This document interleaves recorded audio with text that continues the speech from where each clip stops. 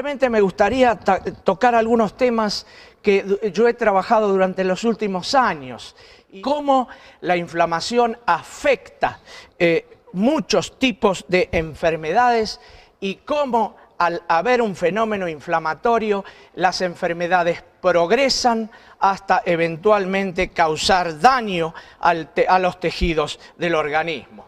Ahora, si me pasa la siguiente diapositiva, por favor, me gustaría comenzar diciéndoles a todos ustedes que estamos hoy día, nuestra salud está en un constante riesgo. Hay enfermedades de todo tipo, evidentemente enfermedades como las enfermedades cardiovasculares. Las enfermedades cardiovasculares que están asociadas directamente con el desarrollo de infarto de miocardio o enfermedades como la apoplejía o ataque cerebral o conocido en inglés como stroke. Son enfermedades que causan o son la primera causa de muerte en el hemisferio occidental en general. Evidentemente se piensa que todavía van a ser incluso mayores para el año 2020. Ya está preestablecido que en los próximos años se va a seguir aumentando este problema. Es un verdadero problema fundamentalmente cuando consideramos que en lugar de comer en forma más saludable, vamos muchas veces, porque estamos corriendo, viviendo una vida de estrés permanente, paramos en lugares como McDonald's, lugares así en los cuales comemos una hamburguesa que está llena de grasa y no es beneficiosa y ayuda a que la placa aterosclerótica se desarrolle más y más. Evidentemente hay otras enfermedades como el cáncer, la diabetes, la hepatitis, enfermedades prostáticas, enfermedades neurológicas como el Alzheimer o la enfermedad de Parkinson, asma. Ayer se habló un poco de enfermedad obstructiva crónica, pulmonar obstructiva crónica, que también tiene que estar incluida en esta lista, obesidad, artritis, fibromialgia, lupus, enfermedades autoinmunes, esclerodermia, psoriasis, cataratas, glaucoma, y la lista sigue y sigue, síndrome de fatiga crónica, incluso enfermedades. Yo empecé mi carrera estudiando preeclampsia varios años atrás, y esta enfermedad tiene un componente inflamatorio increíble. Lo que tienen todas estas enfermedades en común es una palabra que está aquí escrita: inflamación. Todas estas enfermedades tienen un proceso inflamatorio que es causa o determinante de la evolución de esa enfermedad. Y es así en todas estas enfermedades. Y lo que es más interesante, voy a tomar un poquitito, hablar enfatizando en enfermedades cardiovasculares, pero dominantemente para que ustedes entiendan los procesos que ocurren durante este fenómeno inflamatorio crónico, pero esto que les voy a mostrar en enfermedades cardiovasculares aplica a todas estas enfermedades, porque todas, como les dije, tienen un significativo componente inflamatorio. El próximo, por favor. Así ven ustedes, me gusta siempre usar esta analogía porque es muy demostrativa. Si tienen un proceso de oxidación en las cañerías de la casa o en cualquier cañería, la inflamación en las arterias es como el óxido en las cañerías. Se va ocluyendo la cañería y el flujo de agua a través de ella disminuye. Siempre pasa cuando ese proceso se intensifica, y de la misma manera, en el próximo slide, por favor, así lo vemos en las cañerías de nuestro cuerpo. Esas son las arterias del organismo. ¿Qué es lo que pasa en estos vasos?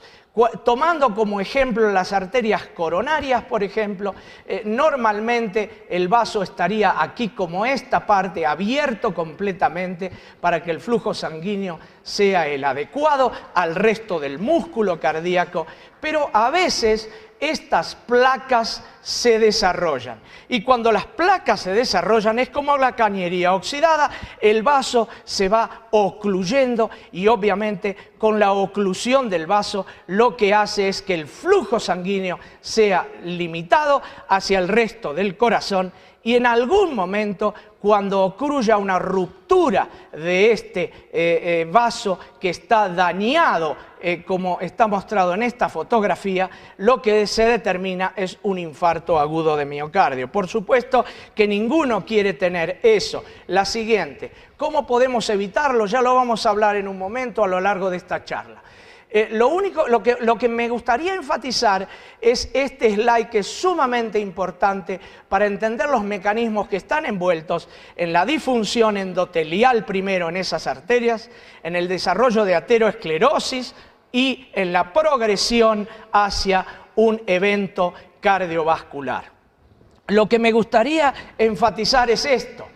Hay factores de riesgo, como por ejemplo la hipertensión, la obesidad, enfermedades, problemas de tipo como la diabetes, por ejemplo, y sobre todo el tabaquismo, que hacen que aumente la predisposición de estos vasos a ser dañados. Esos factores de riesgo, conjuntamente con la predisposición genética que muchos de nosotros tenemos, hace que haya alteraciones en los niveles de numerosas sustancias proteicas en general o lípidos. Aquí como la angiotensina 2, factores de crecimiento, citoquinas, lípidos, hormonas, la glucosa, como mencioné, el diabético que está elevada y a veces en no diabéticos en los cuales hay metabolismos alterados de los glúcidos, la presencia de baja oxigenación y el daño mecánico de los vasos. Todo esto hace que haya una disregulación de la cantidad de agentes oxidantes y la capacidad antioxidante que el vaso tiene, y cuando esa disregulación ocurre, se desarrolla lo que se llama estrés oxidativo, y este estrés oxidativo actúa a los tres niveles de progreso de la enfermedad. Primero, lo que hace es que haya una inactivación del óxido nítrico que hace que se dilaten los vasos, que los vasos sean permeables. Eso se altera inicialmente. Hay aumentada llegada de células o quimotaxis dentro de la pared vascular. Las moléculas de adhesión como la ICAM1 o la VCAM1 aumentan en expresión, hacen que las células se vayan introduciendo adentro de la pared del vaso, el vaso se va engordando. ¿Y qué es lo que pasa? Hay daño celular y eso inicia el fenómeno vascular inflamatorio que lleva a la disfunción endotelial. El estrés oxidativo también hace que haya alteración de los lípidos cuando se oxida, por ejemplo, el LDL. Ayer hablé un poco de esto, pero me gusta profundizar un poco hoy. Cuando ese LDL se oxida, entra en la pared vascular y el organismo se da cuenta que ese oxidado LDL no es normal que se vea así y lo reconoce como algo extraño, y lo que se provoca es una reacción inmune de las células propias de nuestro organismo contra ese LDL que está alterado.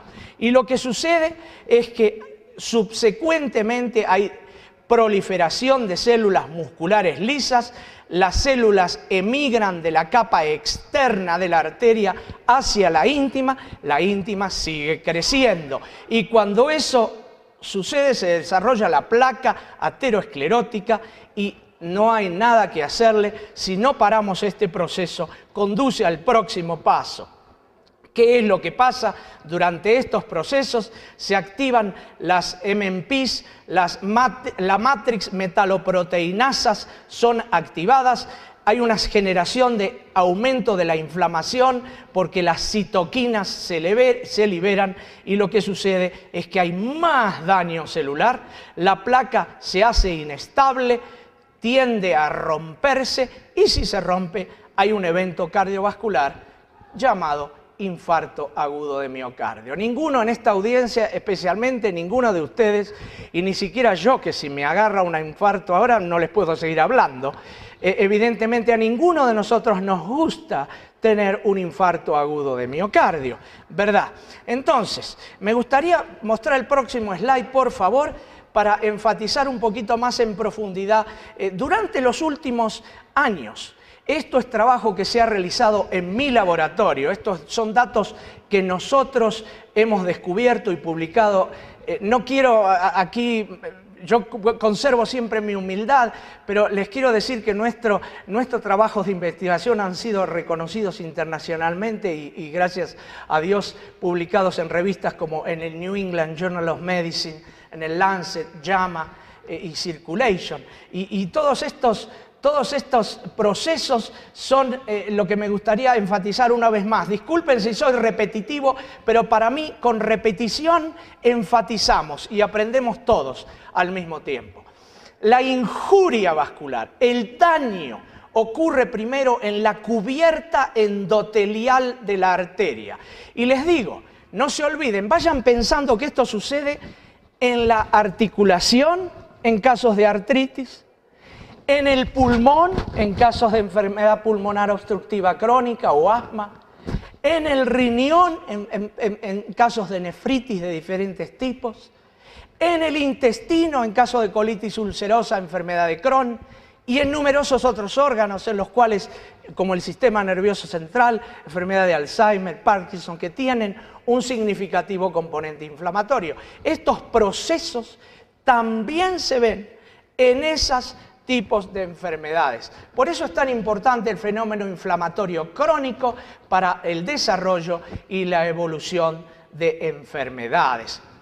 Me gustaría una vez más decirles que la injuria, que se puede deber a numerosas causas, como dijimos antes, obesidad, infección por virus y bacterias, el SIDA, que es tan preocupante también en Guatemala, ustedes están tan interesados, el sistema inmunológico, el daño mecánico, la hipertensión, homocisteinemia, toxinas, el tabaco. Para mí el tabaco es sumamente dañino y no me canso de repetir que si bajáramos los niveles del fumar nos beneficiaríamos muchísimo en la no necesidad de tomar tantas medicaciones como muchos de nosotros necesitamos muchas veces debido a las complicaciones del tabaquismo.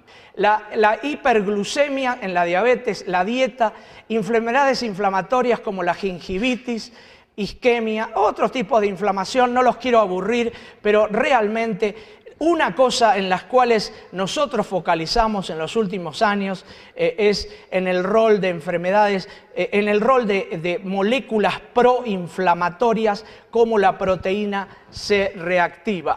La proteína C reactiva es sumamente importante para los desarrollos de la inflamación. Esta injuria lo que hace es, primero, dañar el endotelio. Les voy a simplificar la cosa. Cuando el endotelio se daña, hay moléculas de adhesión que están expresadas allí. Y las células, en lugar de seguir su camino recorriendo los monocitos, los linfocitos, el sistema vascular sanguíneo, lo que hacen al reconocer o ver las moléculas de adhesión, se estacionan en el endotelio, por decirlo así, y empiezan a penetrar dentro de la pared vascular. Cuando eso sucede, se empieza a desarrollar la placa aterosclerótica que se va complicando con la destrucción central debido a la falta de oxígeno, las células empiezan a morir, hay más inflamación, hay migración de este músculo que está aquí, se va hacia adentro del vaso y eso hace que se ocluya más y más la luz del vaso. Eso no es bueno, tenemos que cuidar que eso no suceda.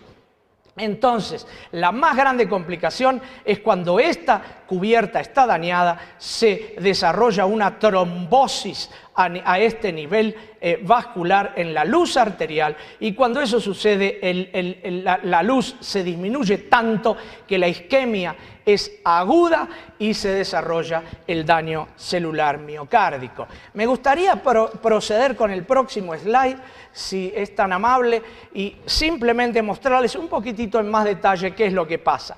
No se preocupen, no les voy a hablar de todas estas moléculas, aunque en realidad yo estudié cada una de ellas. Bueno, simplemente les voy a decir que hay agentes que causan la disfunción endotelial. Uno de ellos es la proteína C reactiva y hay otros insultos, el tabaco, uno de ellos, evidentemente, que hacen que el endotelio se altere. ¿Qué llamamos alteración del endotelio? Llamamos alteración del endotelio a la expresión de moléculas de adhesión, ya les hablé de eso, cuando la molécula de adhesión, que normalmente no se expresa en la arteria a altos niveles, es mínimo o no hay expresión.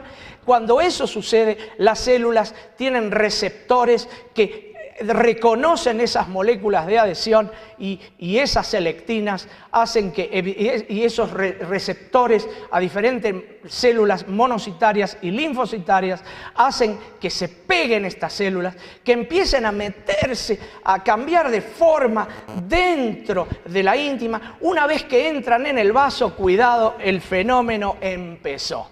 Y es muy difícil de parar este proceso inflamatorio. ¿Qué es lo que sucede? Se segregan interleuquinas, una de ellas la interleuquina 8, hace que vengan más células. Las células empiezan a comer ¿qué? Lo que comemos mal. Los lípidos, las grasas, esas grasas oxidadas. La célula actúa como el basurero, si me permiten usar esa palabra, del organismo. El macrófago es el basurero del organismo. Lo que hace es fagocitar esos elementos complejos lipídicos, pero una vez que eso sucede, la célula empieza también a ser afectada y empieza a segregar moléculas que no queremos tener ahí. Una de ellas se llama factor tisular, tissue factor, o tromboplastina tisular. Lo que hace es activar la coagulación. Si está ahí, coagulación, fibrina se desarrolla. No queremos un coágulo, no queremos un trombo. Oxígeno, especies reactivas de oxígeno. Ya hablamos ayer. Es tan importante en el vaso. ¿Qué es eso? Óxido. Es como que cada uno de ustedes cocina en su casa un rico asado en el horno, unas papitas bien llenas, ahí redonditas, calentitas, saca el asado, pincha la papa y la muerde. ¿Qué pasa si muerden la papa hirviendo? Se les quema la boca, se quema la boca. Eso es lo que hacen estas especies de reactivos de oxígeno en el vaso. Tienen tanta actividad energética, exergónica, que liberan, que lo que hacen es quemar el medio ambiente que hay alrededor de ellos. No nos conviene que eso pase, porque si hay daño, hay más inflamación, y si hay más inflamación, el vaso se cierra más, y si se cierra más, tenemos más enfermedad. Y una de las cosas que estos macrófagos hacen es liberar proteína C reactiva. ¿Por qué hablo? Porque me va a interesar mostrarle en pocos minutos lo que es mi experiencia. Puede mostrar el próximo slide. Lo que es mi experiencia hablando de esto. Y se los voy a simplificar. Esto fue publicado en el Lancet un par de años atrás, y lo que encontramos nosotros, y ahora estamos ahora les voy a mostrar algo que todavía no se ha publicado en absoluto, pero que les va a interesar conocer, de lo importante que es cada órgano de nuestro cuerpo en el proceso inflamatorio.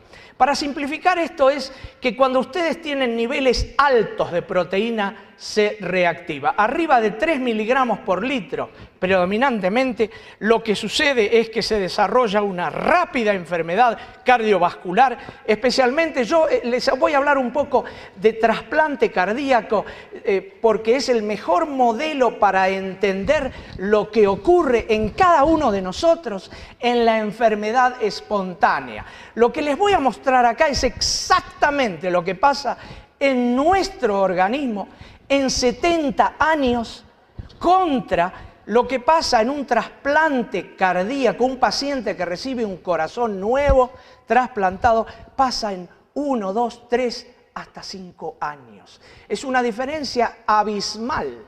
Lo que se desarrolla en estos pacientes tarda 70 años en nosotros en desarrollarse. Acá se desarrolla en menos de 5. Y lo que es peor, ¿saben qué es?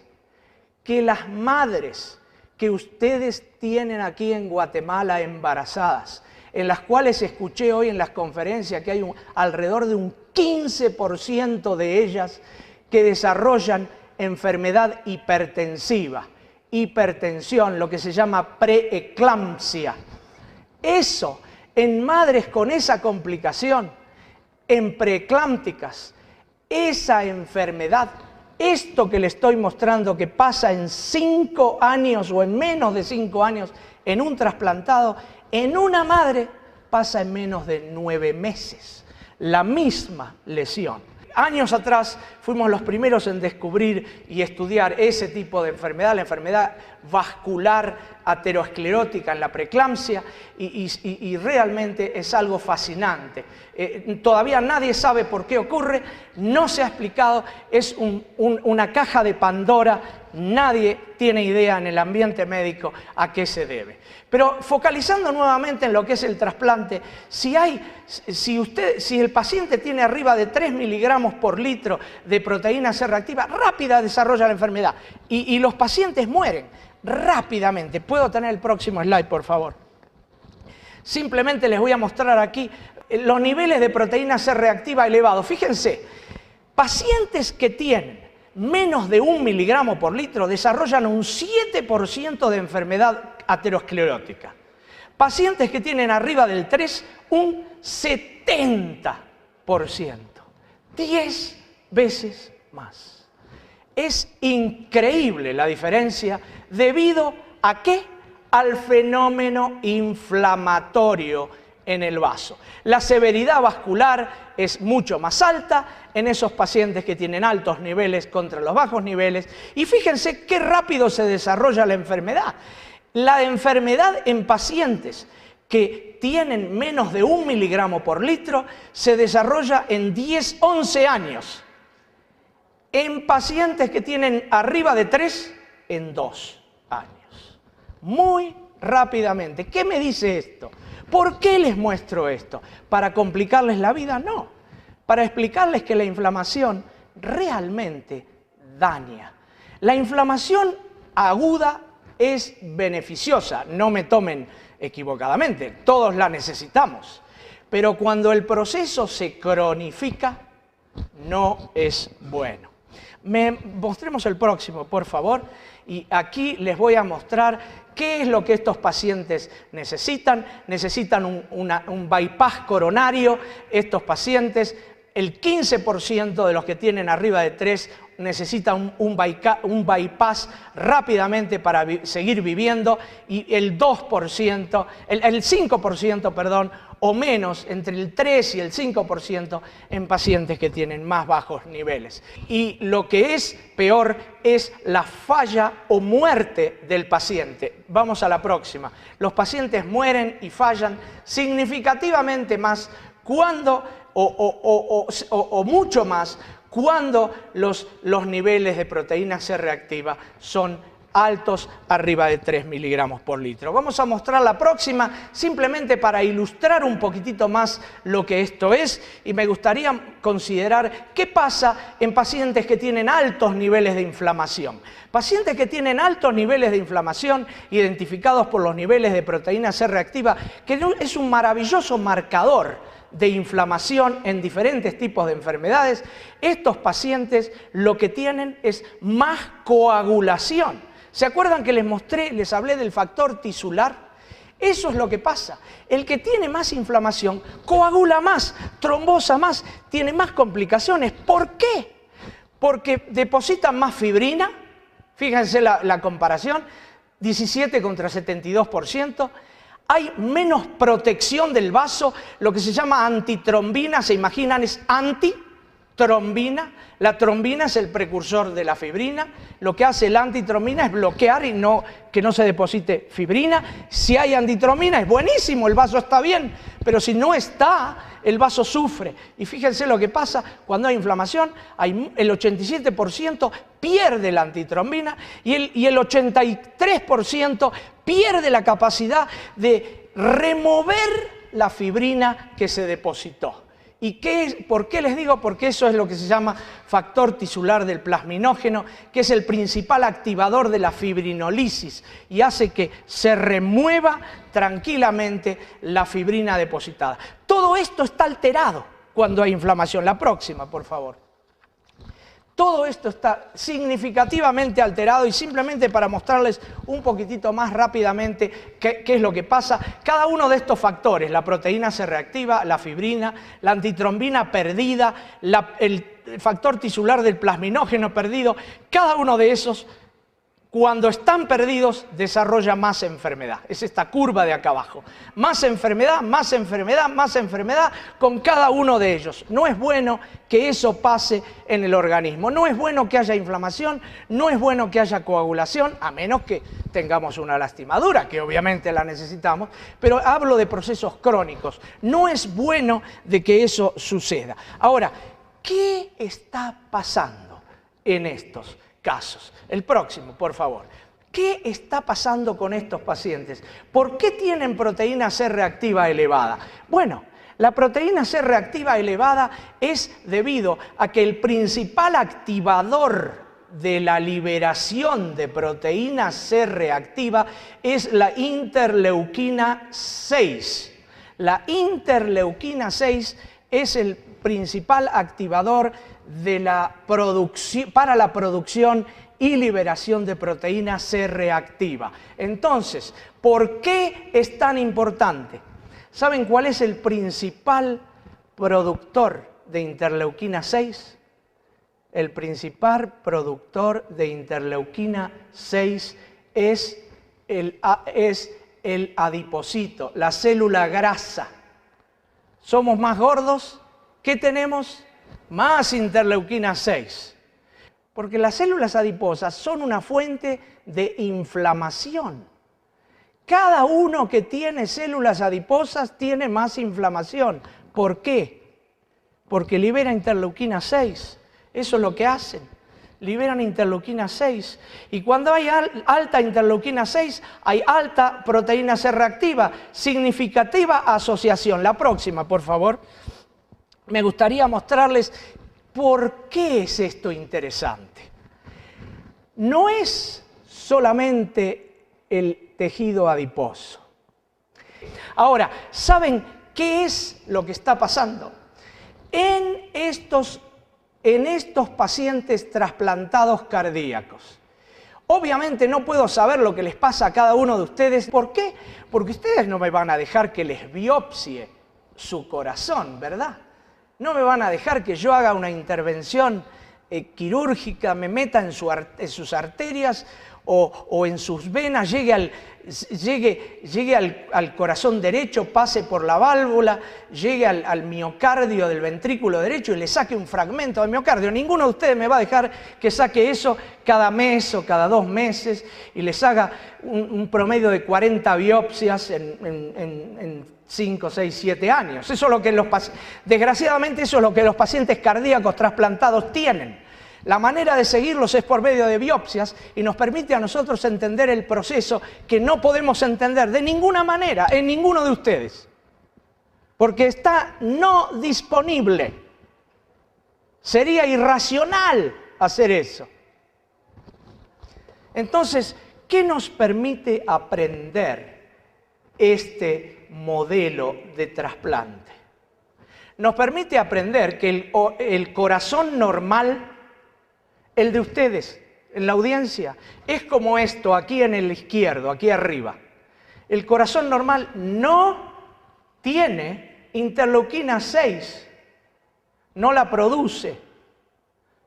¿Saben lo que pasa en un trasplantado que tiene altos niveles de inflamación? Esto. Produce el músculo cardíaco y los vasos altas cantidades de interleuquina 6. Y se imaginan que si, además de ser trasplantado, este paciente es gordito, ¿qué pasa? Los niveles son todavía más elevados. Hay más inflamación. Mostramos la siguiente, simplemente para confirmar que los pacientes que tienen alta proteína C reactiva tienen en el miocardio, en las biopsias, altísimos niveles de interleuquina 6. El próximo, por favor.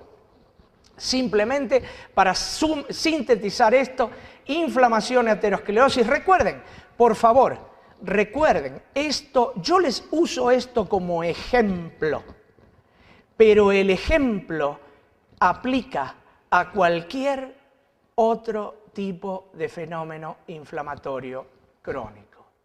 Llámese enfermedades pulmonares, enfermedades renales, enfermedades hepáticas, enfermedades del sistema nervioso central, enfermedades del intestino, especialmente del colon.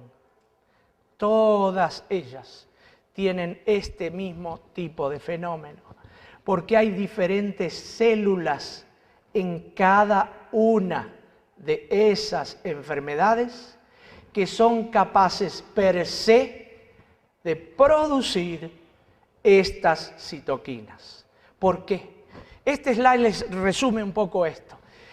Los datos sugieren que la interleuquina 6 y la proteína C reactiva son sumamente importantes y fíjense quién las produce. Les vuelvo a repetir, el tejido adiposo es un importantísimo productor de esta citoquina, entre otras. También produce tumor TNF-alfa, Tumor Necrosis Factor alfa, también lo produce realmente. Otro lugar que se producen es en las lesiones ateroscleróticas. Hay células musculares lisas, células macrofágicas que lo producen. Fíjense, todas las enfermedades inflamatorias tienen macrófagos. Y los macrófagos son altos productores de interleuquina 6 y de proteína C reactiva. Y les agrego el miocardio. Ese es un descubrimiento que nosotros hicimos y estamos escribiendo ahora para mandarlo a publicar, que el miocardio es una fuente fascinante de mantener, créase o no, el miocardio mantiene la inflamación en estos pacientes y realmente se ha demostrado que pacientes que tienen insuficiencia cardíaca, pacientes que tienen falla cardíaca, tienen altísimos niveles de interleuquina 6. O sea, que esto no aplica solamente a los pacientes trasplantados. Eso aplica a la población general, en la población, en nuestras diferentes poblaciones. No importa, vivamos en Guatemala, en Argentina, en China o en Estados Unidos, en todos lados es igual. Estas enfermedades realmente son capaces de producir las citoquinas necesarias para mantener el sistema inflamatorio. La próxima, ¿por qué es importante? ¿Por qué les hice toda esta charla que quizás dirán ustedes, ¿y de qué está hablando? ¿Y el glutatión? ¿Dónde está? Bueno, me gusta para que ustedes entiendan, es necesario que les explique un poco de lo que en realidad pasa en cada uno de nosotros. Y ahora van a entender por qué les hablé de todo esto. Interleuquina 6 es un factor sumamente importante, igual que el factor de crecimiento tumoral, beta, el alfa, la angiotensina 2, pacientes que tienen hipertensión. Estas moléculas, no vamos a entrar en estos detalles, activan una serie de señales de transducción en la célula, que lo que hace es que se genere especies reactivas de oxígeno. Se generan estos agentes oxidantes, O2 negativo, es un radical muy activo que destruye células, que destruye tejidos, que no es bueno tener. Y estas moléculas inflamatorias hacen que eso aumente. No vamos a entrar en detalles, hay muchas enzimas, la NADPH oxidasa, que es la que hace que eso se genere. Una vez que está generado, predominantemente en las mitocondrias, eso hace que la célula sufra y tiene que haber un mecanismo bloqueador para que eso no suceda. Cuando hay muchos de estos, lo que se llama superóxido, cuando hay mucho superóxido en la célula, hace que la célula trabaje no en la manera en que debe trabajar. Entonces el óxido nítrico, que normalmente es un buen agente, es bueno para nosotros tenerlo, es buenísimo porque nos dilata los vasos, nos mantiene los vasos abiertos, es una maravilla de tenerlo. Sin embargo, cuando hay mucho superóxido, el superóxido se pega al óxido nítrico, se lo lleva y en lugar de que sea bueno y beneficioso, lo usa para que sea perjudicial. Y lo que se hace es, lo que se forma es peroxinitrato. Peroxinitrito, que es esto, ONOO. Este son factores muy, muy negativos para la célula. Sigamos en la próxima, por favor. Y simplemente me gustaría enfatizar, hay un mecanismo de bloqueo. Sigamos en la próxima, por favor. Simplemente lo que quiero mostrar es el glutatión es el agente que bloquea cada uno de estos agentes oxidantes. La próxima, por favor. Y simplemente porque lo que quiero, esta es complicada, pero fíjense, donde hay una cosa roja que es mala, hay un glutatión en azul, glutatión es lo que hace que todos estos fenómenos sean bloqueados. La próxima, por favor. Y como les hablé ayer, cuando hay un déficit de las enzimas que producen el glutatión, demostrado en ratones, hay mucha más enfermedad aterosclerótica. La próxima, por favor. Lo que es importante es esto. Hay numerosas formas de tratar con dieta, omega 3, dieta, multivitaminas, fish oil, dietas ricas en esteroles, dietas en proteína de soya, etcétera, que hacen que disminuya la proteína C reactiva. Y hay numerosas medicinas que se utilizan, estatinas, aspirina, inhibidores de la COX-2, inhibidores ACE, pero todos estos tienen efectos colaterales, no hay ninguna duda. Cada medicación que tomamos tiene un efecto colateral que es no beneficioso. Y aquí me gustaría hablar un poquitito de por qué a mí me gustan las cosas naturales. El inmunocal, que aquí está puesto atrás, es una de las posibilidades para revertir estos procesos inflamatorios y bloquear los agentes oxidantes que se producen. ¿Y por qué es importante? Porque es una forma natural de usar la ciencia.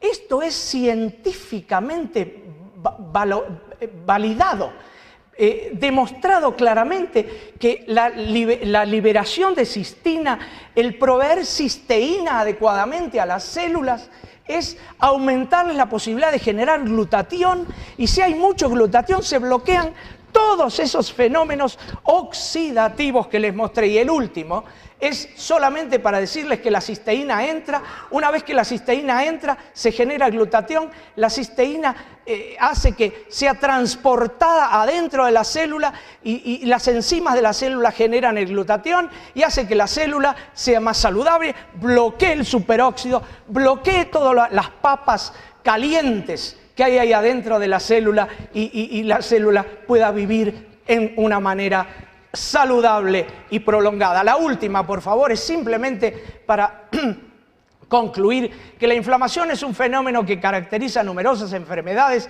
y se asocia al progreso de esas enfermedades. Un ambiente proinflamatorio envuelve moléculas como interleuquina 6 y proteína C reactiva que favorece el desarrollo de enfermedades inflamatorias como la aterosclerosis, entre otras. Altos niveles de las moléculas, de este tipo de moléculas, hacen que la microvasculatura se trombose, provoque coágulos. El tratamiento de enfermedades inflamatorias y sus complicaciones envuelve no solo el reducir la infiltración celular, la activación de la coagulación, sino que inhibir la oxidación asociada con el proceso. Aumentar los niveles de glutatión, el más poderoso antioxidante del organismo, es una parte esencial de la lucha contra enfermedades inflamatorias y sus complicaciones. Les agradezco mucho la invitación y la oportunidad de hablar.